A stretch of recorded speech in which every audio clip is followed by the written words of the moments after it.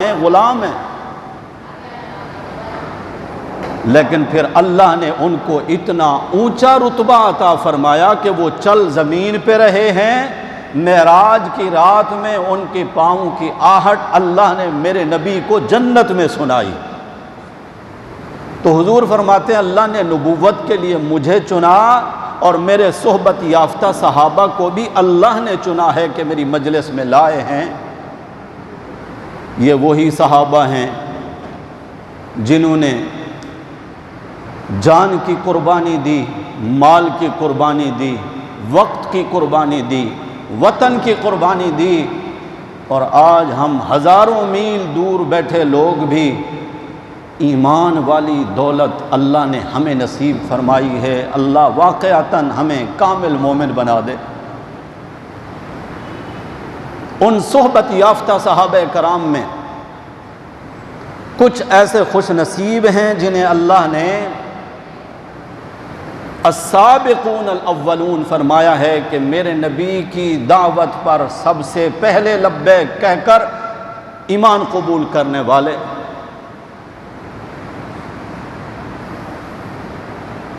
ان میں ایک شخصیت حضرت عثمان ذی النورین رضی اللہ تعالی عنہ کی ہے۔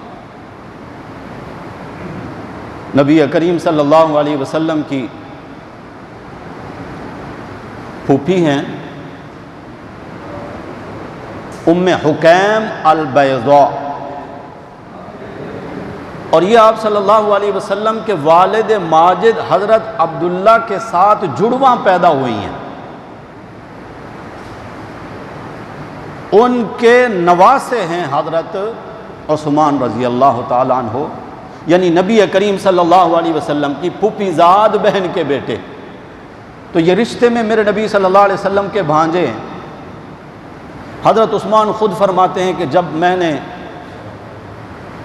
آپ صلی اللہ علیہ وسلم کی ہاتھ پر بیعت کر کے ایمان قبول کیا تو مجھ سے پہلے 3-4 افراد ہی پہلے مسلمان ہو چکے تھے، ان کے بعد میرا نمبر تھا۔ ایسے صحابہ کرام کو قرآن کی زبان میں السابقون الاولون، سبقت کرنے والے، جلدی آنے والے، اولین آنے والے میرے نبی صلی اللہ علیہ وسلم کی خدمت میں، تو ان میں سے ایک شخصیت حضرت عثمان رضی اللہ تعالیٰ عنہ کی ہے۔ آپ نے ایمان قبول کیا اور میرے نبی کا کلمہ پڑھنے والے اکثر صحابہ کرام پر بہت ہی مشکل حالات آئے، خندہ پیشانی کے ساتھ برداشت کیا۔ چچا کی طرف سے بہت تکالیف آئیں تو حضرت عثمان نے 2 ٹوک انداز میں بات فرمایا میں نے جو کلمہ پڑھا ہے وہ اتنا قیمتی ہے، میں سارا خاندان چھوڑ سکتا ہوں، میری جان بھی چلی جائے، ایمان نہیں چھوڑ سکتا۔ اور پھر عثمان رضی اللہ تعالی عنہ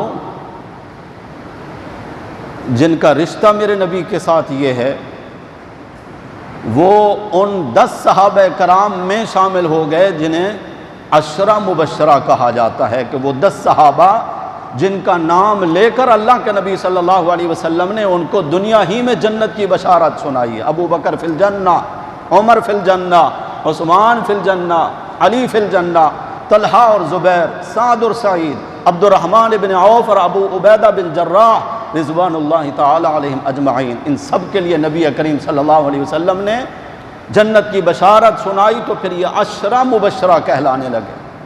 یہاں ایک موٹا اصول میں آپ کو بتا دوں، میرے نبی صلی اللہ علیہ وسلم کے صحابہ اللہ نے ان کی کیٹیگریاں بنا دی ہیں۔ سورہ حدید میں اللہ رب العزت فرماتے ہیں کہ میرے نبی کے صحبت یافتہ، ایمان قبول کرنے والے اور مال خرچ کرنے والے اسلام کے لیے، لا یستوی منکم من انفق من قبل الفتح وقاتل، فرمایا وہ لوگ جو فتح مکہ سے پہلے ایمان لائے اور وہ صحابہ جو فتح مکہ کے بعد ایمان لائے، لا یستوی منکم، بعد میں آنے والوں پہلے والوں کا مقابلہ تمہارا نہیں ہے، لیکن اولئک اعظم درجۃ اللہ کے نزدیک پہلے والوں کے بڑے اونچے درجے ہیں، جنہوں نے مشکل حالات میں نبی کریم صلی اللہ علیہ وسلم کا کلمہ پڑھا اور پھر ڈٹ گئے۔ پھر اگر ان کو تپتے ہوئے پتھروں پر لٹایا گیا، انگاروں پر لٹایا گیا، چھاتی پر بھاری پتھر رکھ دیے گئے، گلیوں میں گھسیٹا گیا، انہوں نے ہر دکھ برداشت کیا مگر ایمان نہیں چھوڑا۔ اللہ فرما رہے ہیں بعد میں آنے والوں تم ان کا مقابلہ نہیں کر سکتے۔ پھر ہو سکتا تھا کہ کسی کے ذہن میں کوئی بدگمانی آ جائے کہ بعد والوں کا تو کوئی درجہ ہی نہیں ہے۔ اللہ نے اس کا رزلٹ بھی سنا دیا کہ کُلًّا وعد اللہ الحسنی، ٹھیک ہے کہ بعد میں آنے والے پہلے جیسو نہیں ہیں، مگر اللہ نے جنت کا وعدہ سب سے کر رکھا ہے۔ یہی وجہ ہے کہ اللہ نے تمام صحابہ کرام کے لیے اپنی رضا کا اعلان قرآن میں کیا ہے، رضی اللہ عنہم ورضوا عنہ۔ حضور اکرم صلی اللہ علیہ وسلم کے اصحاب میں دو درجے یہاں پر ہو گئے، فتح مکہ سے پہلے ایمان لانے والے، بعد میں ایمان لانے والے۔ بعد میں ایمان لانے والوں میں سے پہلے ایمان لانے والے بڑے اونچے درجے ہیں ان کے۔ پھر جو فتح مکہ سے پہلے ایمان لائے ہیں ان میں اصحاب رضوان، یہ چونکہ میں اس کا بیک گراؤنڈ بتا رہا ہوں آپ کو تاکہ بات سمجھنے میں آسانی رہے، اصحاب رضوان 1400 ہیں یا 1500، روایات کا اختلاف ہے۔ پھر ان تمام صحابہ کرام میں سے ان 1400 اور 1500 صحابہ کرام کا بڑا اونچا درجہ ہے، جن کے بارے میں اللہ قرآن میں قسم اٹھا کر کہتے ہیں، جو آیت کریمہ میں نے خطبے میں پڑھی ہے، لقد رضی اللہ، قد لام کے ساتھ آ رہا ہے تاکیدی بات میں، اللہ کہہ رہے ہیں مجھے اپنی ذات کی قسم ہے، رضی اللہ، اللہ ان تمام لوگوں سے راضی ہو گیا۔ کون ہے وہ؟ عن المؤمنین، وہ مومن، وہ صحابہ، اذ یبایعونک تحت الشجرہ، جنہوں نے درخت کے نیچے میرے نبی آپ کے ہاتھ پر بیعت کی تھی۔ یہ بیعت اسلام پہ بیعت نہیں تھی، ایمان کی بیعت نہیں تھی، یہ تو موت اور جہاد پر بیعت تھی کہ حضور اکرم صلی اللہ علیہ وسلم ہجرت فرما کر مدینہ طیبہ تشریف لے گئے۔ 6 سال کا عرصہ گزر گیا، اللہ کے نبی نے خواب دیکھا کہ ہم عمرہ کر رہے ہیں، سر مڑا رہے ہیں۔ آپ صلی اللہ علیہ وسلم نے خواب صحابہ کو سنایا، صحابہ سمجھ گئے نبی کا خواب ہے، عام خواب نہیں۔ صحابہ نے واقعتاً عمرے کی تیاریاں شروع کر دیں اور آپ صلی اللہ علیہ وسلم 1400 یا 1500 صحابہ کرام کی معیت میں عمرے کی ادائیگی کے لیے مکہ مکرمہ کی طرف روانہ ہوئے۔ احرام باندھے ہیں، تقریباً 400 کلومیٹر سے زیادہ سفر کر کے مقام حدیبیہ پہ آپ صلی اللہ علیہ وسلم پہنچے۔ مشرکین مکہ کو پتہ چلا، انہوں نے اپنا پیغام بھیجا کہ ہم آپ کو مکہ میں داخل ہونے کی اجازت نہیں دیتے۔ آپ صلی اللہ علیہ وسلم نے مذاکرات کے لیے ان 1500 صحابہ کرام میں سے اپنا سفیر، اپنا قاصد، جس شخصیت کو بنایا ہے وہ یہی سیدنا عثمان ذی النورین رضی اللہ تعالیٰ عنہ۔ بڑا اونچا مقام ہے حضرت عثمان کا، کتنا اونچا مقام ہے۔ کانا رسول اللہ، رسول کہتے ہیں پیغام لے جانے والا، پیغام لانے والا۔ کانا عثمان رسول اللہ، عثمان رسول بن کر گئے رسول اللہ صلی اللہ علیہ وسلم کی طرف سے، قاصد اور پیغام بر بن کر گئے اللہ کے نبی صلی اللہ علیہ وسلم کی طرف سے مکہ والوں کے پاس۔ مکہ والوں نے حضرت عثمان کو روک لیا، جھوٹی افواہ پھیل گئی، آپ صلی اللہ علیہ وسلم کے مبارک کانوں تک یہ بات پہنچی کہ میرے عثمان کو مطاف میں مشرکین مکہ نے شہید کر دیا ہے۔ خبر تو جھوٹی تھی، مگر آپ صلی اللہ علیہ وسلم کو کیا پتہ؟ نبی کریم صلی اللہ علیہ وسلم نے حضرت بلال سے فرمایا تمام صحابہ کو جمع کرو، میرے نبی غم زدہ ہیں، شدت غم کی وجہ سے بغیر سہارے کے کھڑے نہیں ہو سکتے۔ مقام حدیبیہ پر بڑا ایک درخت ہے، اس کے تنے کا سہارا لے کر اللہ کے نبی کھڑے ہوئے، صحابہ جمع ہیں، خطبہ ارشاد فرمایا لوگو تم نے سنا ہے میرے قاصد کو، میرے سفیر عثمان کو ان ظالموں نے شہید کر دیا ہے، میرے ہاتھ پر موت کی بیعت کرو کہ جب تک ہم عثمان کا بدلہ نہیں لیں گے یہاں سے واپس نہیں جائیں گے، اگرچہ عثمان کا بدلہ لینے میں ہماری جان چلی جائے۔ یہاں توجہ فرمائیے گا، عثمان کا خون کتنا قیمتی ہے، اکیلے عثمان کا بدلہ لینے کے لیے 1500 صحابہ کرام سے موت کی بیعت لی جا رہی ہے۔ اسی بیعت کا اللہ نے تذکرہ فرمایا اذ یبایعونک تحت الشجرہ۔ اب یہ بیعت کا پس منظر صرف حضرت عثمان رضی اللہ تعالیٰ عنہ کی ذات ہے۔ عثمان کا بدلہ لینے کے لیے بیعت کرنے والے جو اصحاب ہیں، اللہ ان کے بارے میں قسم کھا کے فرما رہے ہیں لقد رضی اللہ، اللہ ان سب سے راضی ہو گئے۔ چونکہ اس بیعت کا بڑا ثواب تھا، نبی کریم صلی اللہ علیہ وسلم نے اپنا بایاں ہاتھ یوں رکھا ہے، صحابہ کرام ہاتھ پہ ہاتھ رکھ رہے ہیں، اپنا دایاں ہاتھ اللہ کے نبی صلی اللہ علیہ وسلم نے لہرایا اور فرمایا آج کی بیعت کا بڑا اجر و ثواب ہے، میں چاہتا ہوں کہ عثمان کے نامہ اعمال میں بھی وہ ثواب پہنچے، یہ میرا ہاتھ عثمان کا ہاتھ ہے، میں عثمان کو بھی اس ثواب میں شامل کرنا چاہتا ہوں، عثمان کی طرف سے بھی میں بیعت کرتا ہوں۔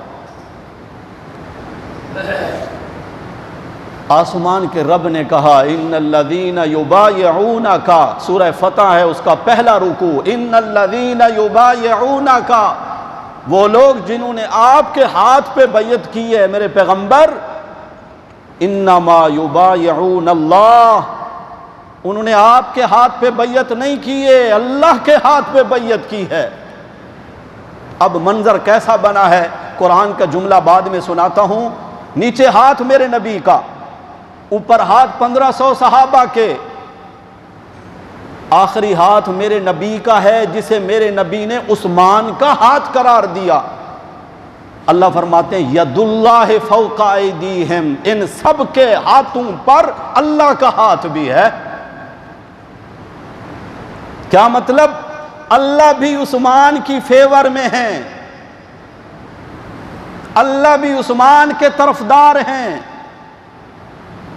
بعد میں حضرت عثمان رضی اللہ تعالیٰ عنہ فرمایا کرتے تھے اللہ کے نبی نے اپنے مبارک ہاتھ کو میرا ہاتھ قرار دیا، میں قربان جاؤں اللہ کی قسم، اللہ کے نبی کا ہاتھ میرے ہاتھ سے کروڑ درجے بہتر ہے۔ لیکن کیا نصیب ہیں حضرت عثمان کے کہ اللہ کے نبی نے اپنے ہاتھ کو عثمان کا ہاتھ قرار دیا۔ حضرت عثمان رضی اللہ تعالیٰ عنہ کی وجہ سے 1500 صحابہ کرام وہ اصحاب رضوان کہلانے لگے۔ یہ بیعت رضوان کہلاتی ہے، وہ شجر، وہ درخت جس کے نیچے یہ بیعت لی گئی، وہ درخت بھی شجر رضوان کہلانے لگا۔ میرے نبی کے وہ اصحاب جو پہلے ایمان لائے فتح مکہ سے، ان میں سے پھر ان 1500 کے درجے اور اونچے ہو گئے۔ پھر ان میں وہ نمایاں ہیں لوگ جنہوں نے میرے نبی کی معیت میں اسلام اور کفر کا سب سے پہلا معرکہ غزوہ بدر لڑا، اصحاب بدر، جنہوں نے بدر کی جنگ میں حصہ لیا، پھر ان کے درجے ان 1500 میں سے اور نمایاں کر دیے اللہ نے کہ اللہ کے نبی صلی اللہ علیہ وسلم نے اصحاب بدر کو فرمایا اللہ رب العزت نے آسمان سے جھانک کر تمہیں دیکھا ہے، اور اللہ فرما رہے ہیں میرے نبی کے اصحاب بدر میں حصہ لینے والوں، آج کے بعد اللہ تمہارے گناہ لکھیں گے ہی نہیں، قد غفرت لکم، اللہ نے تمہاری بخشش کر دی ہے۔ پھر یہ جو 313 صحاب تھے میرے نبی کے غزوہ بدر میں حصہ لینے والے، ان میں سے اللہ نے 10 کو اور اونچا کر دیا جن کو عشرہ مبشرہ کہا جاتا ہے۔ پھر یہ جو 10 صحابہ کرام تھے ان میں سے اللہ نے 4 کو اور زیادہ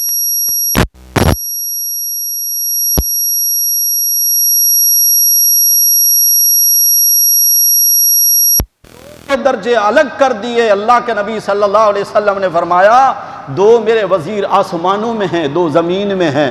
آسمانوں میں جبریل اور میکائیل میرے وزیر ہیں، زمین پر ابو بکر و عمر میرے وزیر ہیں۔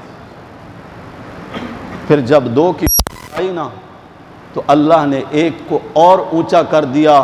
پھر جو مرتبہ اور مقام ابو بکر صدیق رضی اللہ تعالیٰ عنہ کو اللہ نے عطا فرمایا، جب آپ اصحاب نبی کی فہرست بنائیں، آپ اللہ کے نبی صلی اللہ علیہ وسلم کی ذات پر ایمان لانے والے صحابہ کرام کو اگر گننے لگیں، سب سے پہلا ہندسہ جو آپ لگائیں گے وہ ہیں ابو بکر صدیق رضی اللہ تعالیٰ عنہ۔ گنتی آگے چاہے کتنا ہی بڑھتی چلی جائے، اگر 1 نہ لگایا جائے تو باقیوں کی حیثیت پھر کچھ بھی نہیں رہ جاتی۔ پہلے 1 آئے گا، باقی ہند سے بعد میں ہی آگے بڑھیں گے۔ اول ایمان لانے والوں میں پھر ابو بکر صدیق رضی اللہ تعالیٰ عنہ کو اللہ نے وہ فرمایا کہ نبی کریم صلی اللہ علیہ وسلم مرض الوفات میں ہیں، نماز کا وقت ہو گیا، آپ صلی اللہ علیہ وسلم کی طبیعت سنبھل نہیں رہی، ذرا سنبھلی تو آپ صلی اللہ علیہ وسلم نے پوچھا لوگوں نے نماز پڑھ لی ہے؟ گھر والوں نے عرض کیا یا رسول اللہ آپ کا انتظار کر رہے ہیں۔ آپ نے فرمایا مجھے وضو کراؤ، وضو فرمایا، پھر غشی طاری ہو گئی، پھر طبیعت سنبھلی تو پوچھا لوگوں نے اصل الناس نماز پڑھ لی ہے؟ نہیں یا رسول اللہ آپ کا انتظار کر رہے ہیں۔ آپ نے فرمایا مجھے وضو کراؤ، وضو فرمایا، پھر غشی طاری ہو گئی۔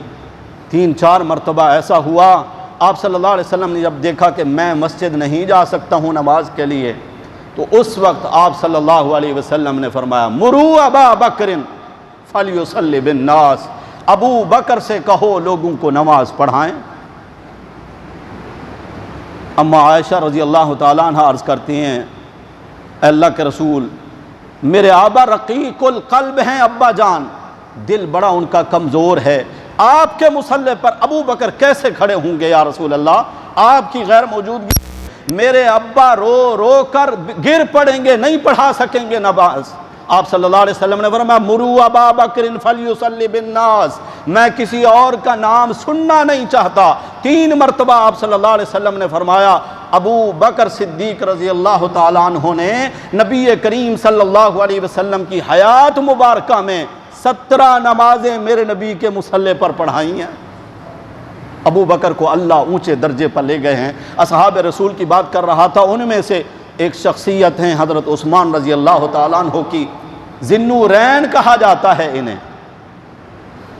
کیونکہ میرے نبی صلی اللہ علیہ وسلم کی ایک کے بعد دوسرے 2 صاحبزادیاں حضرت عثمان کے نکاح میں آئی ہیں۔ حضرت آدم علیہ السلام سے لے کر نبی کریم صلی اللہ علیہ وسلم کی ذات تک کسی نبی کے گھر میں ایسا نہیں ہوا کہ ایک ہی شخص کے نکاح میں کسی نبی کی 2 بیٹیاں آئی ہوں۔ یہ شرف اکیلے حضرت عثمان کو حاصل ہے، اس لیے حضرت عثمان کو ذی-النورین کہا جاتا ہے، 2 نور والا۔ آپ صلی اللہ علیہ وسلم کی دوسرے نمبر کی صاحبزادی، آج تو مسلمانوں کا یہ حال ہے کہ نبی کے گھرانے کا تعارف نہیں ہے، معلومات نہیں ہے کہ نبی کریم صلی اللہ علیہ وسلم کے بیٹے کتنا ہیں، بیٹیاں کتنی ہیں اور ان کے نام کیا ہیں۔ پہلی صاحبزادی، بڑی صاحبزادی سیدہ زینب رضی اللہ تعالی عنہ، دوسرے نمبر پر سیدہ رقیہ رضی اللہ تعالی عنہ، تیسرے نمبر پر ام کلثوم رضی اللہ تعالی عنہ، چوتھے نمبر پر فاطمہ الزہرا، سارے کہہ دیں رضی اللہ تعالی عنہا۔ ہمارے یہ کہہ دینے سے ان کے درجے اونچے نہیں ہوں گے، البتہ ان کے لیے رضا کے اعلان میں میری آپ کی تائید بھی شامل ہو جائے گی. ہو سکتا ہے میری اور آپ کے حشر میں انہی کے ساتھ اللہ تعالی حشر فرما دے. دوسرے نمبر پر جو صاحبزادی ہیں سیدہ رقیہ رضی اللہ تعالیٰ عنہ، ان کا نکاح اللہ کے نبی نے عثمان سے کیا. کیا خیال ہے اللہ کے نبی صلی اللہ علیہ وسلم نے یہ نکاح سے کیا ہے؟ اپنا پہلا نکاح جو کہ نبوت سے پہلے نبی کریم صلی اللہ علیہ وسلم نے فرمایا تھا وہ ہے حضرت خدیجہ الکبریٰ رضی اللہ تعالیٰ عنہ کے ساتھ. باقی حضور فرماتے ہیں میرے سارے نکاح بھی میرے رب کے حکم سے ہوئے اور میں نے اپنی صاحبزادیوں کے نکاح بھی اللہ کے حکم سے کیے ہیں. عثمان کو داماد چنا. حضرت عثمان مکہ سے، مکہ والوں کے مظالم سے تنگ آ کر اللہ کے نبی کے حکم سے حبشہ کی طرف ہجرت فرما کر گئے اپنی اہلیہ حضرت رقیہ کے ساتھ. نبی کریم صلی اللہ علیہ وسلم نے اس موقع پر فرمایا تھا عثمان کی مثال حضرت ابراہیم علیہ السلام کے ساتھ ہے. حضرت ابراہیم نے حضرت ہاجرہ کے ساتھ ہجرت کی تھی اور اس کے بعد عثمان نے اپنی اہلیہ رقیہ کے ساتھ ہجرت کی ہے. تشبیہ دی نبی کریم صلی اللہ علیہ وسلم نے حضرت عثمان کو حضرت ابراہیم علیہ السلام کے ساتھ. اور حضرت عثمان کو یہ حاصل ہے کہ انہوں نے حبشہ سے واپس آ کر مکہ پھر اپنی اہلیہ حضرت رقیہ کے ساتھ مکہ سے مدینہ کی طرف بھی ہجرت فرمائی. نبی کریم صلی اللہ علیہ وسلم بدر کا معرکہ لڑنے کے لیے جا رہے ہیں. عثمان بھی جانے لگے.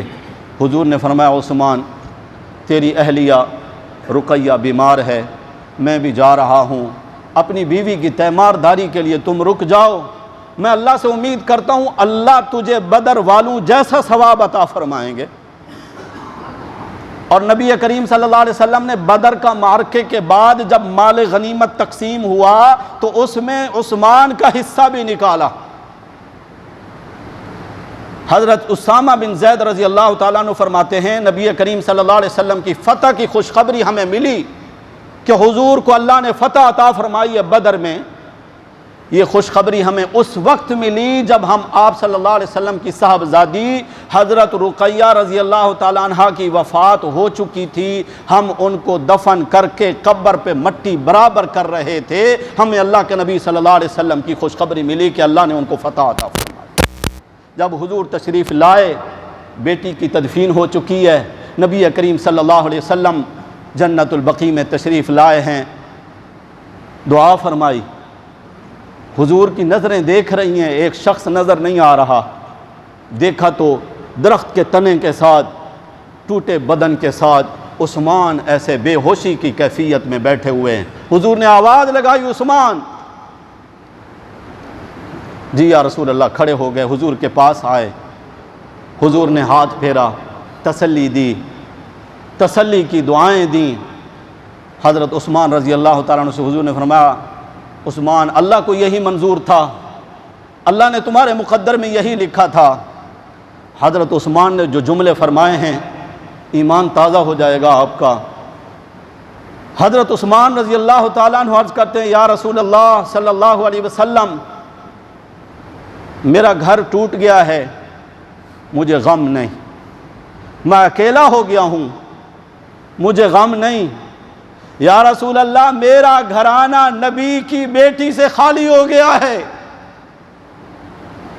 میں جس راستے سے جا رہا ہوتا تھا لوگ اشارہ کر کے کہتے تھے کہ محمد الرسول اللہ کا داماد جا رہا ہے. یہ شرف مجھ سے چھن گیا ہے. مجھے اس کا اتنا بڑا غم ہے جو غم میرا کوئی سمجھ بھی نہیں سکتا. کچھ ہی دن گزرے تھے، نبی کریم صلی اللہ علیہ وسلم نے فرمایا عثمان یہ میرے پاس جبریل آئے ہیں، رب کا پیغام لائے ہیں کہ میں اپنی تیسرے نمبر والی بیٹی ام کلثوم کا نکاح تیرے ساتھ کر دوں. بات سمجھے ہو؟